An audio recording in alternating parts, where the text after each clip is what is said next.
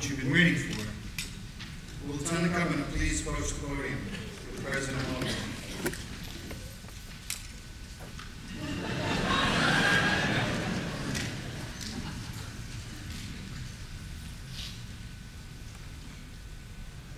Maloney, having been appointed President of Worcester State University by the Board of Trustees, I now will administer the oath of office. Barry M. Maloney, do you solemnly swear that you will bear true faith and allegiance to the Commonwealth of Massachusetts and the United States of America, and will support the Constitution thereof? I do. Barry M. Maloney, do you solemnly swear and affirm that you will faithfully and impartially discharge and perform all the duties incumbent on you as President of Worcester State University, according to the best of your abilities and understanding, and in a manner consistent with the rules and regulations of the Constitution and laws of this Commonwealth? Barry M. Maloney, do you hereby commit your intellectual, emotional, and physical spirit to the task of making this institution a better place for the students, faculty, and staff for which you are responsible, so help you God? Congratulations.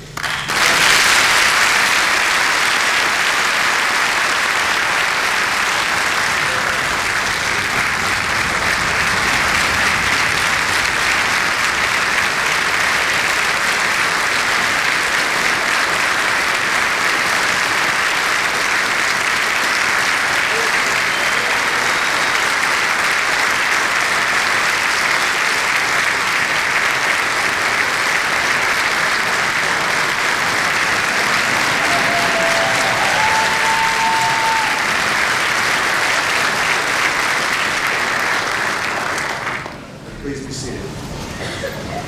Ladies and gentlemen, it gives me distinct pleasure and honor to introduce to you formally the 11th President of Worcester State University, Barry M. Maloney.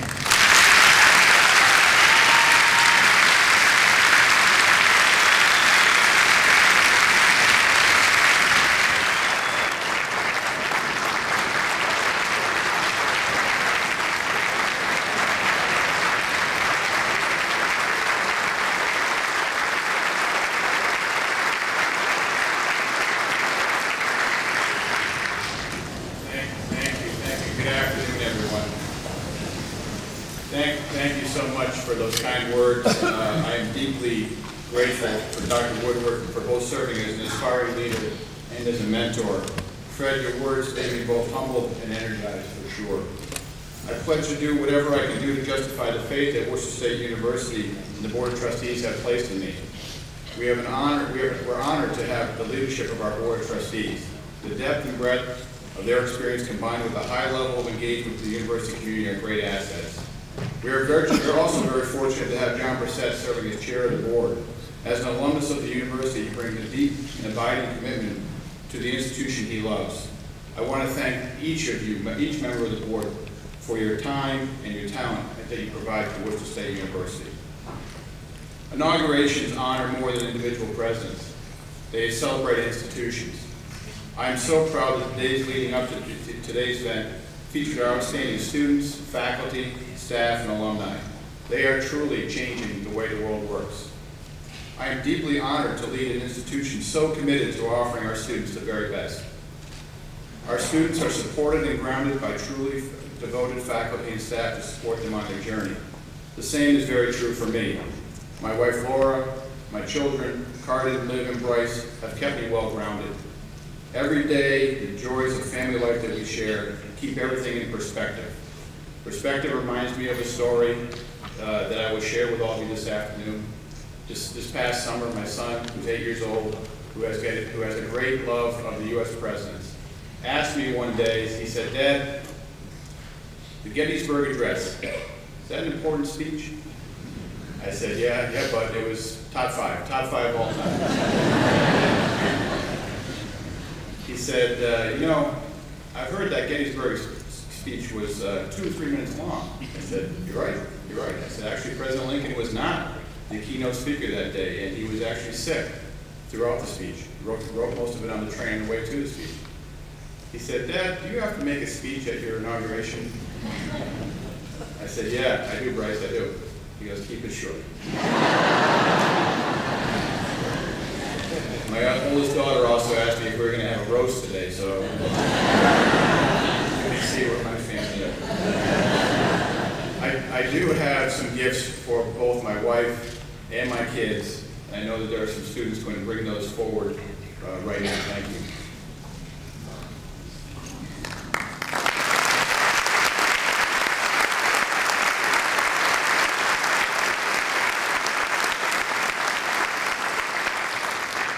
Sorry, but it wasn't like a toy.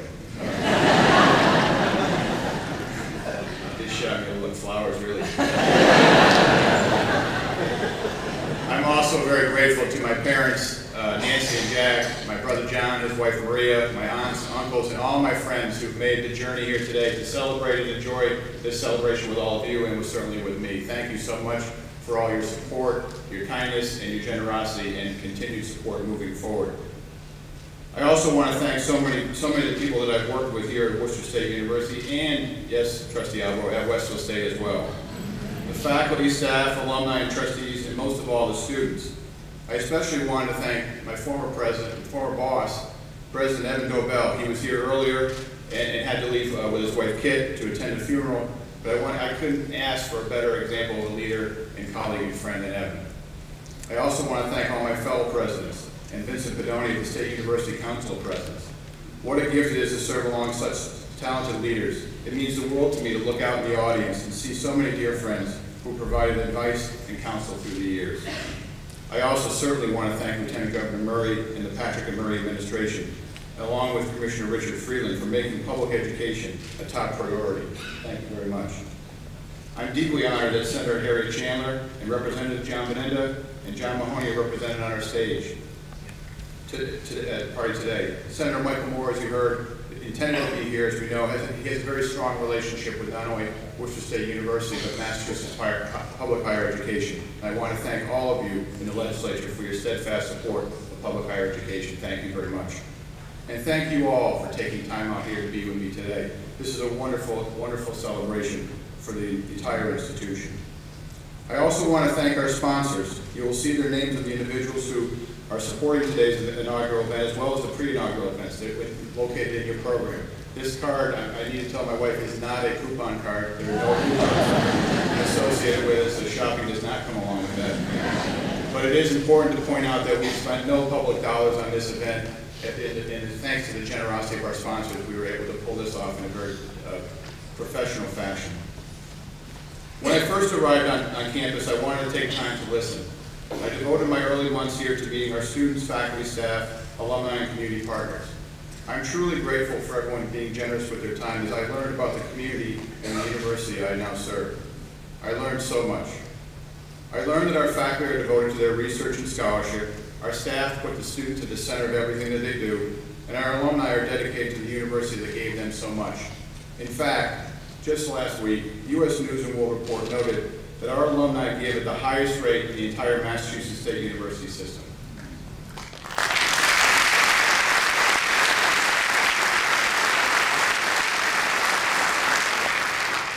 Our students are very fortunate, and I understand that they deserve the very best from their president. I pledge to work as tirelessly as they do to make certain they have what they need. Our students need and deserve a new wellness center, and we are on track to open a 100,000 square foot facility in 2015 to replace our existing gym building.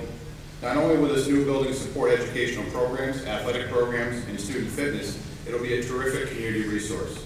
The current gymnasium was built in 1958. It was meant to serve 400 students. Worcester State's current enrollment is more than 6,000 undergraduate and graduate students. Although all students will enjoy the new wellness center, I am particularly gratified that our outstanding student athletes will have a new home. They are performing well on and off the field and are true scholar athletes who provide so much life and excitement to our campus. We are also on track to open a much needed new residence hall in the fall of 2014. This will not only help meet student demand for on-campus housing, but will provide a richer experience for our students. The new residence hall is expected to be the home of over 400 students and will feature a new dining hall overlooking the John F. Coughlin Field. Since my arrival, one of my top priorities has been to foster a more global experience for our students. Peter Drucker said it best when he said, "There will be two kinds of CEOs who exist in the next 5 years. those who think globally, and those who will be unemployed. We all know the world is getting smaller. Our graduates may answer to a supervisor in another country or lead their own team from many countries. It is critical that we make study abroad more accessible to our students and expand national student exchange as well. We currently have study away opportunities with over 200 sites worldwide. Our students are exploring in every part of the globe, including Argentina, Australia, Belize, Ecuador, England, South Korea, Greece, and India. I am committed to ensuring that we have to secure the resources to provide more opportunity for our students to see the world and learn from that experience. Our international students on campus come from over 25 different countries, including Colombia, Venezuela, Brazil, Spain, Kenya, Greece, Vietnam, and Thailand. I am committed to increasing their number and diversity as well. Our intensive English Language Learning Institute opens its door for English language learners and also brings enormous wealth of international experience to our campus. We will commit ourselves to quadruple both our study away participants and our international student population by 2018.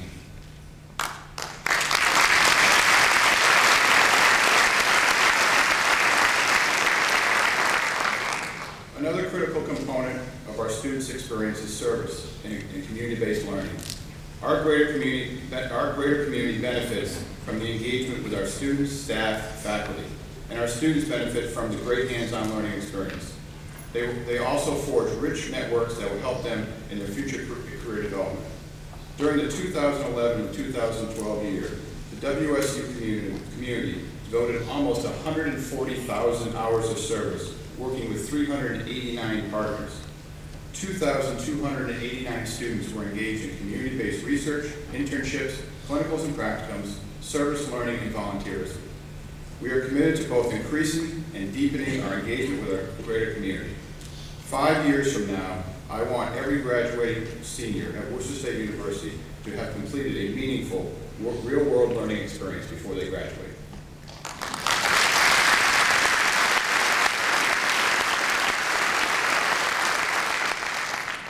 I am also committed to expanding financial support for our faculty research and scholarship. Our faculty hail from across the globe and across the region. They are experts in their field, and as we have heard, we are proud to be the home of 5 Fulbright scholars. In April, we will host our 5th annual celebration of scholarship and creativity. This annual event, showcasing research of the graduate and undergraduate student research alike, is unique. We aspire to grow this number each year so that even more students have this invaluable learning opportunity. Our students are working alongside faculty using the greater community as their lab for an unparalleled learning experience. There are countless examples, but I'd like to share a few with you this afternoon. Through the Intergenerational Institute and Urban Studies Department, Dr. Maureen Power works with our students researching everything from hunger, housing foreclosures, to planting a garden for all ages. Physical and earth science professor, Dr. Allison Dunn, works with the students analyzing scientific data concerning biogeography, weather, and climate change in the Harvard forest. She also works with the students analyzing raw data from the Antarctic ice core. In fact, 50% of her time with students is devoted to hands-on research. It is no wonder that she was awarded the George Alden Excellence in Teaching Award. Student Isaac Appia, a biology student who will graduate in 2013, is already deeply engaged in genetics research with Dr. Darren Barnard. His research was funded by the Dr. Ibu Isaku Research Fellowship. Dr. Isaku, who graduated from WSU in 1992, now serves as Vice Chair and Chief of Critical Care in the Neurosurgery Department of the University of Texas Medical School at Memorial Hermann Hospital in Houston, Texas. He is part of a team that provided care for U.S. Representative Gabrielle Giffords. Dr. Isaku's generosity and willingness to invest in the future of our students is inspiring. We have an outstanding tradition of alumni engagement with our university, and I am proud to be working hand in hand with our alumni to build a brighter future for our students. These are but a few examples of what our outstanding faculty are doing to engage our students in meaningful research, scholarship, and service. We all know that these research opportunities lead to graduate school and to career opportunities for our students as well. For example, Catherine Focus, who graduated WSU in 2010, is now working on the substance abuse research team at Butler Hospital associated with Brown University. Her honors research with Dr. Kay Soisa on personality and coping as predictors of depression, anxiety, and stress paved the way for her current position. Foikas and Soisa, say that 5 times fast, presented their work at the Association of Psychological Science Conference in Boston, May 2010, and at the American Psychological Association Conference in 2011. Working with Dr. Soisa opened doors for Catherine at Brown University, and I am committed to opening as many doors as possible for our truly deserving students. That is why I am so proud today to announce that one of our alum has provided an extraordinary gift. Lieutenant Colonel James Sheehan, class of 1955, is an extraordinary man. On the occasion of his 50th class reunion in 2005, he established a scholarship that provides 2 awards annually to full-time sophomore, junior, and senior students. He also provided funding for the Lieutenant Colonel James F. Sheehan Academic Excellence Awards. The gift of $500,000 was the largest cash gift at the time. Rewarding and encouraging academic excellence has been his legacy. His generosity contributes every day to the much-needed academic standards that Dr. Woodward spoke of earlier. It's interesting to note, Catherine Foikas, who I just mentioned earlier, received a Sheehan Award every year she was a student here at WSU. Research and scholarship supported hand in hand are powerful combinations for our students. Today, we are proudly announcing that Lieutenant Colonel Sheehan has made another extraordinary gift for $3 million.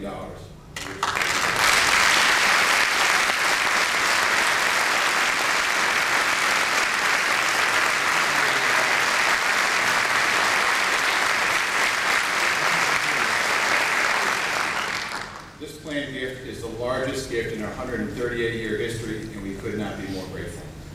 This historic gift will be focused on 3 initiatives: student scholarship, establishment of an honors college, and supporting international education. These are 3 critical areas for Worcester State University. I've outlined a few examples of how transformative financial support of scholarship, academic excellence, and international education can be for our students. Lieutenant Colonel Sheehan is absolutely committed to academic excellence. The establishment and endowment of an honors college, scholarship, and international education will honor his example and continue to position Worcester State University as a place of academic excellence and rigor. Unfortunately, Colonel Sheehan could not be here with us today, but I'm certain he can feel the outpouring of gratitude all the way down to Florida. When I joined this wonderful community of scholars, I said right from the beginning, it's not about me. It's about our faculty, it's about our students, it's about our administrators, it's about our alumni and our community partners. I'm very proud today that today's event caps a week of celebration focused on our faculty, staff, students, alumni, and the greater community. I am deeply grateful to Lieutenant Colonel Sheehan for closing our celebration with such a historic gift that will provide opportunities for our students for decades to come. To everyone who is joining us today, to everyone who I will be working with in the future, I am absolutely thrilled to be joining in this journey with you. Thank you so much for being here today. Thank you for supporting Worcester State University, and enjoy the afternoon.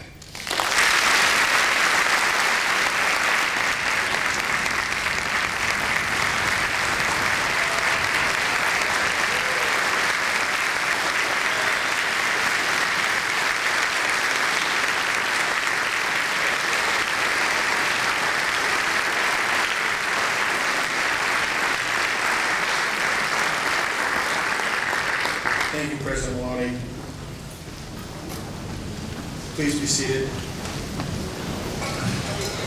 Now we will hear from the Worcester State Chorale, directed by Christine Nigro, Professor of Visual and Performing Arts, will perform the alma mater, which is printed on the back side of the cover of the program.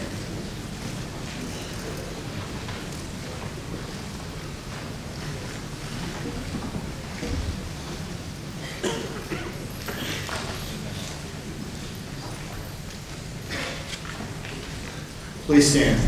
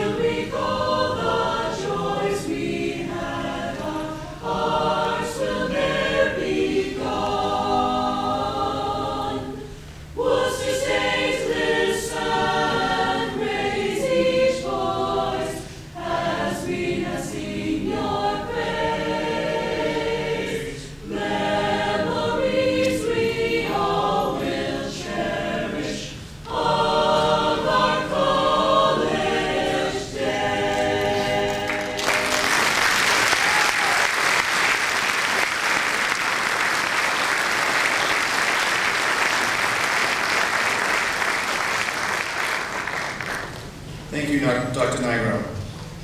The inauguration ceremony is now concluded. Now I invite everyone to a reception across the street in the Main Street building, otherwise known as the Temple,